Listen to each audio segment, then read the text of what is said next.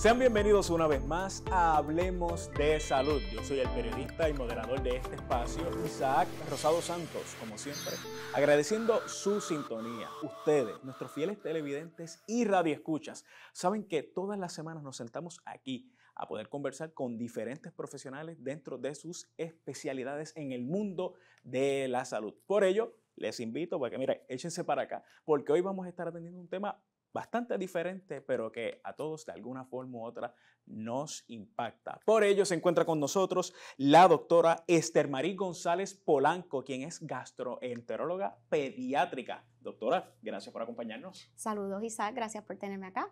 Me resulta interesante, doctora, porque repasaba dentro de mis notas el hecho de que los problemas gastrointestinales tienden a ser achacados, como dicen comúnmente en la calle, a la población adulta, pero también los más chiquititos se ven afectados por lo que son estos problemas. ¿Desde qué edad se empiezan a atender, doctora? Sí, mira, pues nosotros los gastroenterólogos pediátricos atendemos pacientes desde cero, o sea, desde meses o días de vida hasta los 21 años de edad. ¿Cómo inicia o qué es lo primero que se detecta en un pequeño para conocer si padece de alguna complicación o algún problema gastrointestinal? Pues siempre, ¿verdad? Hablamos de primero los síntomas que traen a un paciente donde nosotros y entonces, obviamente, partiendo de los síntomas podemos determinar las pruebas a seguir para detectar qué es lo que está pasando, de los síntomas que traen a los chicos y chicas a donde nosotros, los gastroenterólogos, siempre, ¿verdad? Problemas para tragar, dificultad o dolor para tragar, dolor abdominal crónico, sangrado, rectal o también, ¿verdad? Vómitos con sangre, pérdida de peso que no se pueda explicar, diarreas crónicas, estreñimiento, reflujo. Esos serían, ¿verdad?, de los problemas más comunes que nosotros vemos los gastroenterólogos en la clínica. ¿A qué se le puede vincular, doctora? ¿Desde qué parten ustedes para determinar cómo se reflejan estos síntomas? ¿Puede ser que comiencen ya luego de unas semanas de haber nacido o de igual puede ser que ya tengan 2 o 3 años y entonces presenten los síntomas? Sí, dependiendo, ¿verdad?, de la patología que estemos hablando, Okay. es cuando el niño o niña va a presentar con los síntomas. Hay niños, niñas que desde hasta nacimiento, ¿verdad? Wow. Pueden ser pacientes de nosotros, como lo es personas, ¿verdad?, adolescentes que Claro. presentan con síntomas ya un poquito más mayores, 18, 19 años. Yo quiero que usted nos explique para quienes nos sintonicen a esta hora cómo es que se da esta dinámica desde que el paciente llega entonces con sus familiares a la consulta. Pues mire, para nosotros los pediatras, ¿verdad?, es una dinámica bien bonita, porque nosotros no tan solo tratamos al niño, sino también tratamos a los padres, en muchos casos familia, porque viene abuelo, viene abuela. Siempre, ¿verdad?, yo en mi caso personal trato de no empezar hablando de lo malo que está pasando, Claro. tener esa conversación de dónde es usted, tratar de, ¿verdad?, buscar ese rasgo un poco más personal. Claro. Y entonces después que sintamos un poco más confianza, empezar a preguntarle y hablar de las cosas que lo trajo por acá, los síntomas que más le molestan, obviamente hacerle un examen físico y después entonces hablar con paciente ¿verdad?, y con papá, mamá o acompañante de los próximos pasos a seguir. Resulta interesante, doctora, porque hoy en día siempre se destaca eso mismo, el hecho de lo que es tener sensibilidad con el paciente. En el caso de los más chiquitos, que quizás puede ser un poquito más complicado. Sí, claro. En su caso, doctora, y quiero que hagamos un paréntesis dentro de lo que vamos a estar ampliando ya en breve, ¿usted siempre entonces le llamó la atención este campo? Sí, siempre me llamó la atención este campo.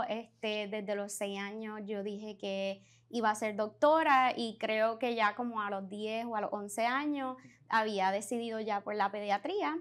Pero no fue hasta muy bien tarde en mi residencia de pediatría que sí me di cuenta que lo que más me gustaba era la gastroenterología. Qué interesante. Y es Sí. bonito porque el tener niños, usted forma ya parte de alguna forma u otra de esa familia, Sí, eso es abriéndose la correcto. confianza, llegándole a los familiares, va creciendo también, me imagino que va viendo esos cambios.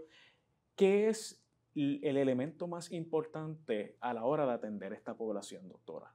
Pues para nosotros, los gastroenterólogos, nosotros estamos viendo una población que cada día es un poquito más complicada porque ahora estamos hablando mucho de los desórdenes cerebro e intestino y en eso entramos también en lo que es salud mental. Y eso, ¿verdad? Hace que sea un poquito más complicado el a veces explicar de dónde es que están viniendo estos ciertos síntomas en estas niños y niñas. Y eso hace de la gastroenterología pediátrica algo que hay personas que no necesariamente le encantan, pero vemos otras que entendemos que cambiamos calidad de vida totalmente, pudiendo, ¿verdad? Establecer primero esta relación, ¿verdad? Médico-paciente, porque en estas situaciones necesitamos ese rapport, como decimos por ahí, y, ¿verdad? Obviamente utilizando herramientas como serían algunos ciertos medicamentos para aliviar estos síntomas y sacar a estos chicos y chicas adelante. Claro. Cuando entonces se le hacen estos análisis, los exámenes a los niños, ¿se pudiese dividir en términos de algunas condiciones que quizás no son tan preocupantes como otras o que quizás pues, los niveles de efectos en el paciente quizás no sean tan preocupantes como otras? Sí, eso es muy buena pregunta, porque yo creo que es importante ¿verdad? Que los padres sepan que la herramienta, la mejor herramienta que tenemos nosotros, todo médico, pero también nosotros los gastroenterólogos pediátricos, es un examen físico y un historial clínico. Y verdaderamente la mayoría de las condiciones se pueden diagnosticar sin necesariamente entrar ni en laboratorios, ni en ningún ¿verdad? Estudio de radiografía, ni ningún procedimiento. Y a veces eso también es parte de la magia de esta profesión, porque todo el mundo llega con la expectativa de que hay que, por ejemplo, hacer una endoscopía o una colonoscopía, cuando yo me atrevería a decir que la mayoría de las veces ese no es el caso. Wow. Usted destacaba el hecho de esa relación entre lo cerebral y a nivel digestivo. Correcto. ¿Se ve desde qué población? Porque sabemos que una de las etapas quizás un poco más difíciles es la pubertad, ya cuando los niños y niñas comienzan pues, en ese proceso de entrar en lo que es la adolescencia, esos cambios, pues son unas etapas diferentes también a nivel de escuela. ¿Lo ve entonces diariamente? ¿Es lo que estamos viendo aquí en nuestro país? Pues para serte sincera, tú pensarías que son los más grandes, pero esto puede ocurrir hasta en los más pequeños, desde edades 5 a 6 años. Lamentablemente, pues cada día la vida es un poquito más complicada para los pequeños y para los grandes, y pues estamos viendo estos desórdenes cerebro-intestinos desde muy pequeño. Me atrevería a decir ya 4 a 5 años. En esos, entonces, la evaluación que se les realiza a cada paciente, le pregunto, doctora, ¿se determinan quizás en esa primera consulta o en una segunda consulta cuáles van a ser los tratamientos que tiene sobre la mesa? Sí, claro. Siempre es bueno, ¿verdad? A veces los pacientes no te llegan con unos laboratorios de base que son verdaderamente esenciales antes de comenzar cualquier tratamiento. La mayoría de las veces sí es en esa segunda visita donde ya tenemos, ¿verdad?, todos los datos en la mesa, como uno dice, y entonces podemos darle las opciones de tratamiento y los próximos pasos a seguir a los papás. ¿Cuáles pudiesen ustedes describir que son esos primeros problemas gastrointestinales que estamos viendo que quizás en nivel de avanzado no son tan graves como otros? Problemas más comunes que no son tan graves serían ya, ¿verdad?, lo que es estreñimiento crónico, reflujo en los infantes, y dolor abdominal crónico. Esos son, ¿verdad?, los que yo le diría a nuestro pan de cada día, que pues gracias a Dios no son cosas graves y son cosas que la mayoría de las veces con unos tratamientos de a corto plazo se pueden resolver. Y ya entonces si vemos otro escenario que es un poco más avanzado, que quizás no es algo tan común toparse pues en el diario. Sí, claro, como yo siempre le digo a los papás, hay unos signos y síntomas que para nosotros son lo que llamamos síntomas de alerta. Síntomas de alerta, me atrevería yo a decir que casi, ¿verdad?, en todos los rangos de edades van a ser pérdida de peso o un niño o niña que no gana peso. Pues eso no es normal. Sangrados rectales tampoco son normales a ninguna edad. Y personas con vómitos persistentes y vómitos proyectiles tampoco es nada normal. Claro. Y entonces ya esos son síntomas, ¿verdad?, que de alerta. Claro. Y la mayoría de las veces pues implican que hay que buscar de dónde están viniendo todo eso, obviamente, y indagar un poco más si son pacientes pues que hay que tomarlos, ¿verdad?, con otra lupa. Claro. ¿Cuáles son entonces los tratamientos iniciales para lo que conversábamos hace un minuto y cuál entonces también pues se atiende de igual estas complicaciones, pudiésemos decirle? Bueno, para, por ejemplo, reflujo de infantes, creo que esto llega donde nosotros básicamente todas las semanas. Okay. El reflujo de infantes, yo siempre le explico a mis papás, ¿verdad?, a los padres que vienen donde mí, yo le digo a mis papás, que es totalmente normal, son reflujos fisiológicos, van a pasar hasta los 15 meses y la mayoría de las veces no se hace nada. El problema más es que le molesta a mamá y a papá de lo que le molesta a bebé. Okay. Problemas de estreñimiento, tenemos muchas herramientas de laxantes que son súper seguras.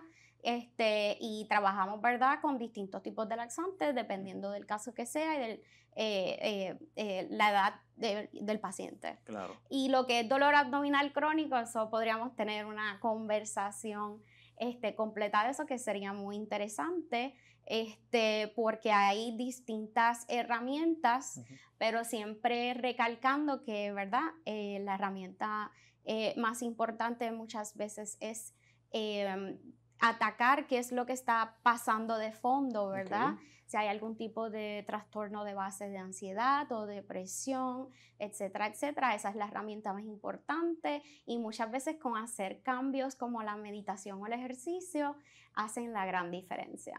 Súper. Antes de que abundemos entonces ahí en estos cambios que se pueden ver, de alguna forma u otra, ¿la alimentación tiende a influir? Esto yo creo que es una pregunta que recibimos todos los días. Ajá. Esto depende, Okay, ¿verdad?, de cuál sea el problema de base. Entiendo yo que para lo que son problemas de estreñimiento, por ejemplo, que es donde más comúnmente las personas dicen, es que él no come fibra, por eso tiene estreñimiento crónico. La realidad es que no hace mucha diferencia. Okay. Los estudios han demostrado que ya estos chicos, su problema no es por no comer muchas frutas y vegetales, es un problema de retención. Yo le llamo un ciclo vicioso, donde básicamente una vez pasó que al niño le molestó, le dolió ir al baño y ellos aprenden a aguantarlo. Y entonces ese es el problema. Entonces, ¿cómo reentrenamos, verdad?, al chico o chica para decirle, mira, todo esto es algo normal, esto no duele, no molesta, y eso es donde entramos nosotros, ¿verdad?, utilizando herramientas como los laxantes que ayudan a, ¿verdad?, que esas heces fecales sean mucho más suaves y fáciles de pasar. Y también lo que, ¿verdad?, siempre explico a mis papás, que son, ¿verdad?, rutinas de ir al baño, porque esas rutinas también van a ayudar eventualmente a romper ese ciclo. Yo creo que eso lo podemos resumir en una palabra: educación. Educación. Que es importante, sí, porque de momento escuchamos y se lo comento, doctora, me resulta interesante, conozco a padres primerizos y padres que ya pues tienen una experiencia y de momento me dicen, no, es que pues por la leche, que hay que cambiársela. Yo imagino que ese es el pan de cada día que usted recibe. Sí, no. Tú has dado exactamente en donde es, yo creo que el 90% de nuestro trabajo es educar y reafirmar que nada malo está pasando, cómo lo podemos trabajar, dándole herramientas a los padres, porque obviamente uno entiende que ¿verdad?, los papás se desesperan, Claro. pero después que uno dé una buena educación y se siente ¿verdad?, y explique todas estas cosas de forma y atienda esas preocupaciones, hay la mayoría de las veces que estos chicos ya después no los tienes que ver de dos visitas porque los papás están tranquilos. Súper. Sí. Doctora, yo sé que todos tenemos acceso a lo que son las plataformas digitales, al mundo cibernético, y en muchas de las ocasiones, pues, los progenitores tienden entonces a revisar y de momento le dicen, doctora, pero es que yo creo que mi hijo tiene Sí. X, Y. ¿Cuáles son, si alguno, o si se ha topado algún comentario bastante frecuente o mitos que existen, que entonces hay que aclararlo y se debe entonces pues recurrir a la educación para entonces explicarle lo que es correctamente? Sí, pues de los mitos más grandes entiendo yo que es Ujú. el de el tratamiento del reflujo fisiológico en infantes con Ok. antiácidos. Este, y ese es a veces el más difícil que se nos hace educar, porque yo creo que cuando, ¿verdad? El bebé no puede hablar, no puede decir lo que está sintiendo y el papá siente que todo lo que entra sale, pues es un poco desesperante. Ujú. Y en papás primerizos está muchísimo más.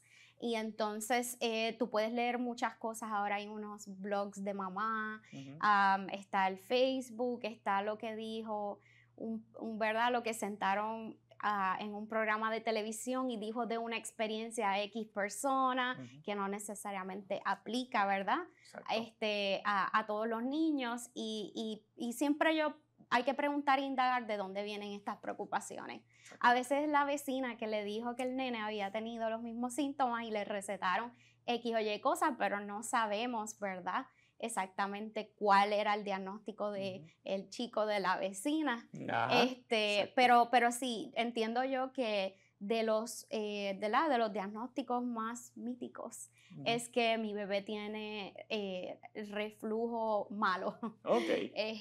Y la mayoría de estos, ¿verdad? Chicos y chicas tienen reflujo fisiológico y es completamente normal. Claro. En el caso de, en esa misma línea, doctora, de paciente o de progenitores, papá, mamá o el encargado o encargada, que entonces tenga que revisar a este niño, pero de momento quiera entonces atenderlo con medicamentos que están pues de fácil acceso, que los puede tener pues en las góndolas y demás. ¿Qué es lo que se recomienda para de alguna forma u otra? Primero, la consulta con usted, me imagino, y qué es Claro. lo que se les recomienda a estas personas. Bueno, para opciones over the counter, nosotros en gastroenterología tenemos bastantes herramientas. Por ejemplo, partiendo de la misma línea del reflujo fisiológico, Ajá. entendemos que hay ciertos padres que ven una mejoría con, ¿verdad? Unas gotitas que tienen probióticos Ujú. y que también tienen una sustancia que ayuda a disolver gases. Ok. Y a veces se encuentran que, ¿verdad? Los síntomas mejoran con esta gotita, por Ok. ejemplo. Y eso conmigo no hay ningún problema, usted lo puede utilizar. No está, ¿verdad? No es que haya ningún estudio controlado para eso, pero sí de anécdota, eso ayuda mucho. Y nosotros de nuestras herramientas más utilizadas son over the counter, que son, ¿verdad? Por ejemplo, para el estreñimiento, Ujú. todos estos laxantes están over the counter también, Ok. accesibles sin tener que tener una receta. Interesante. Doctora, de igual, cuando se le está orientando a papá, mamá, el familiar, ¿cuál es el papel que juega el que los padres estén bien educados? Porque de momento tenemos abuelita o abuelito que pues, Sí. criaron de alguna forma u otra y quieren entonces sugerir cuando no ha pasado pues, por el escrutinio de un profesional como es usted. Pues sí, eso es bien interesante en la población, ¿verdad? En Puerto Rico, todo el mundo da una opinión, Ujú. y muchas veces hasta los padres llegan donde nosotros, no porque ellos necesariamente estaban preocupados, pero porque un familiar le dio una opinión, o, ¿verdad? Como quien dice, sembró esa semillita de preocupación.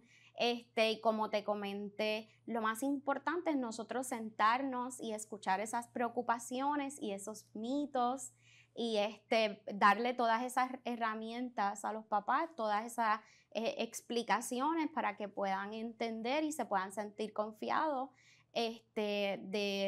¿verdad? La opinión que tú estás dando y el tratamiento, si hay que darlo Ujú. también. Claro. ¿Cuáles son estos otros profesionales especialistas en sus respectivas áreas que trabajan mano a mano con usted? Wow, yo creo que nosotros somos de las subespecialidades pediátricas que necesitamos de casi todo el mundo. Okay.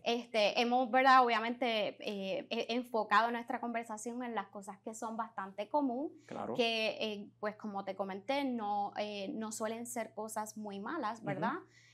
Pero sí, nosotros tenemos unos niños, una población de niños muy enfermos, como por ejemplo serían pacientes que tienen condiciones del hígado. Vamos a partir de ahí. Claro. Estos pacientes son bien complejos y la mayoría requieren de un cuidado multidisciplinario completo, empezando, ¿verdad? Desde cirujanos, a veces entran hematólogos, oncólogos, Wow. cardiólogos, y ni hablar de pacientes que llegan a trasplante y necesitan muchísimo más que eso. Son nosotros mano a mano de muchos especialistas, pero yo diría que si, ¿verdad? Escogemos uno que más estamos, que más trabajamos o, Claro. ¿verdad? Que más nos encontramos en el camino serían los cirujanos pediátricos. Interesante. Sí. Vemos entonces en nuestra población, quizás en comparación con tiempos recientes, si pudiésemos decir de aquí a unos 5 años atrás, se pudiese ver un cambio en términos pues, de niños con complicaciones en este campo. Sí, hemos visto crecer, por ejemplo, la población de niños con enfermedades inflamatorias del intestino exponencialmente, tanto en Puerto Rico como en los Estados Unidos. Y por tanto, yo creo que cada día es más la necesidad para atender mejor esta población de ¿verdad? Equipos multidisciplinarios. Claro. Porque son niños que requieren cuidado de distintas áreas. Claro. Y, ¿verdad? Sería muy, muy bueno tener, ¿verdad? Clínicas así que nos puedan permitir ese tipo de cuidado multidisciplinario, especialmente porque eso beneficia muchísimo a los pacientes. Claro que sí. Siempre hacemos hincapié de eso aquí porque es un tipo de sombrilla. Correcto. Donde en el mismo lugar pues, se tienen diferentes especialistas a la mano pues, para brindarle la ayuda necesaria. Doctora, de igual, me resulta interesante y quería preguntarle por el hecho de ya cuando se tiene esta evaluación, que se le ha brindado un tratamiento, ¿se trazan algunas metas de alguna forma u otra? Sí, claro. Yo estoy tratando de crear expectativas desde el primer día. Okay. Y esas expectativas, ¿verdad? Que para llegar a ciertas metas. Okay. Siempre me gusta hacer eso porque yo creo que para lo que nos compete a nosotros en gastroenterología pediátrica, hay muchos síntomas que no necesariamente podemos curar, pero sí podemos mejorar. Y entonces siempre la meta que yo trazo es mejorar calidad de vida. Exactamente, que es bien necesario porque a veces se siente que ya la batalla se ha acabado cuando se brinda un diagnóstico que llega de manera sorpresiva para el paciente y más cuando estamos hablando de menores, doctora, que sabemos que tienen ese resguardo de sus papás, de sus familiares, que queremos que no le pase nada. Sí, sí. Yo le pregunto entonces, doctora, ¿cada paciente o cada meta es personalizada? ¿Esto depende de cada paciente? Claro. Personalizada y diferente. Y cuando hablamos con los adolescentes, muchas veces sus metas no son las mismas que las de sus padres, y eso también lo tenemos que respetar. Yo quería preguntarle, porque dentro de los profesionales que también trabajan mano a mano con ustedes, ¿se pudiese entonces revisar lo que es la psicología infantil también? Claro, sí, ¿no? De hecho, nosotros tenemos una rama que está en crecimiento, que es la neurogastroenterología. Interesante, un nombre bastante completo. Correcto, y entonces, ¿verdad? Ya se están desarrollando muchos equipos disciplinarios donde entramos nosotros, entra psicología, a veces entra psiquiatría, para darle ese cuidado, ¿verdad? Completo a cierta población que así lo requiera. Claro. Dentro de esa población de adolescentes, es difícil lograr que cumplan con lo que son los tratamientos que se le brindan, porque sabemos que es una edad difícil y se lo dice la voz de la experiencia. Es una edad complicada, pero yo creo que, ¿verdad? Tú das nosotros como médicos damos recomendaciones y proveemos herramientas, ¿verdad? Perfecto. Y entonces, hasta ahí yo no puedo hacer, Claro. no podemos hacer mucho más, Claro. pero siempre, ¿verdad? Tratando de reenfatizar la importancia de seguir su tratamiento. Y hay veces que hay que indagar también el por qué no lo hacen, porque te puede sorprender si es que hay algo que está pasando, ¿verdad? Que no necesariamente sea, ay, es porque es adolescente, si hay algo, ¿verdad? Que haya detrás de todo eso, Claro. que no permita que el adolescente se encargue de su cuidado. Claro. Ya para ir cerrando, doctora, consejos que se le puedan brindar a los padres, a los encargados madres que nos están sintonizando esta hora, o a cualquier familiar, porque sabemos que todos de alguna forma u otra estamos relacionados, si no es de manera directa, pues con amistades, con conocidos, que siempre tienen un niño en nuestro entorno. ¿Cuáles son las recomendaciones que se le pueden ofrecer? Su pediatra es su mejor aliado. Importante, hacer hincapié ahí. Hay que hacerle hincapié. Los pediatras yo creo que son de la rama más importante. Nosotros venimos como, ¿verdad? Venimos detrás de eso. Estamos aquí para servir y para ayudar. Pero siempre que usted tenga una preocupación, una duda, vaya donde su pediatra primero, oriéntese y después, sí, ¿verdad? Tienen que venir donde nosotros, con mucho gusto lo ayudamos.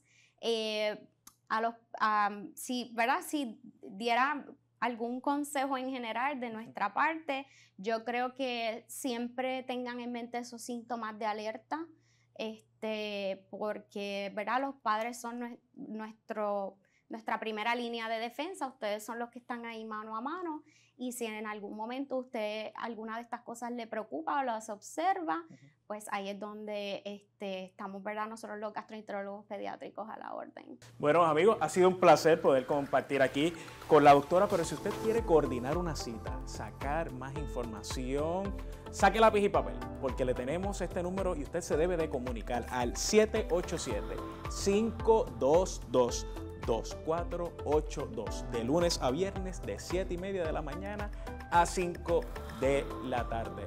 Ya se nos ha acabado el tiempo, pero siempre agradecido de que ustedes nos acompañen y nos vemos la próxima semana en Hablemos de Salud.